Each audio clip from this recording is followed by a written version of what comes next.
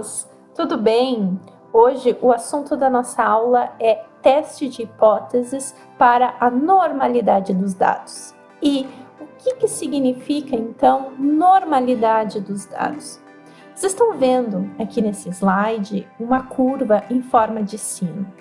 Essa curva se chama curva normal ou gaussiana. E o que ela representa?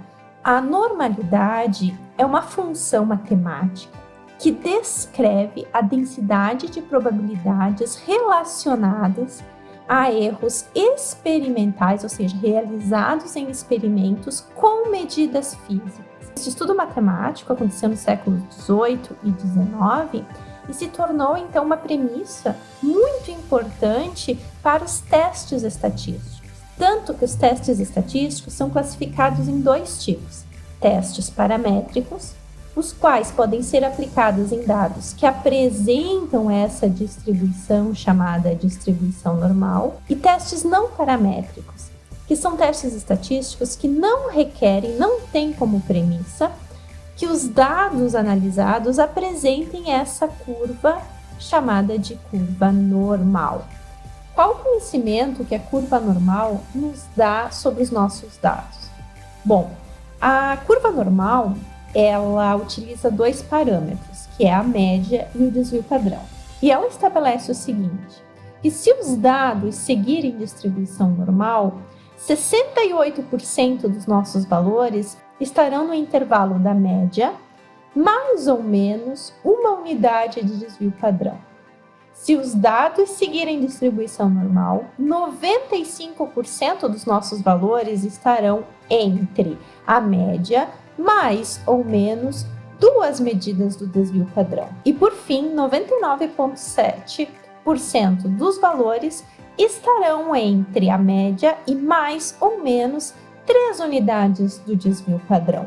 Por isso, a importância da distribuição normal como uma premissa para os testes estatísticos, pois se os dados amostrais não apresentarem essa distribuição de probabilidade, não apresentarem a distribuição normal, os testes paramétricos não serão executados de maneira adequada. Eles podem induzir o pesquisador ao erro. Então, qual é o objetivo do teste de hipótese para a normalidade? O objetivo desse teste de hipótese, então, um teste de normalidade, ele é utilizado para verificar se a distribuição associada ao conjunto de dados amostral pode ser aproximada a uma distribuição normal.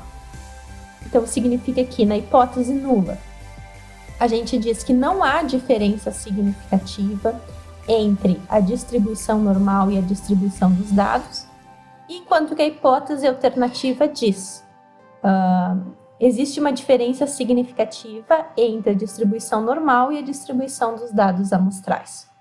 Em outras palavras, se o P for menor que 0,05, os dados não seguem distribuição normal.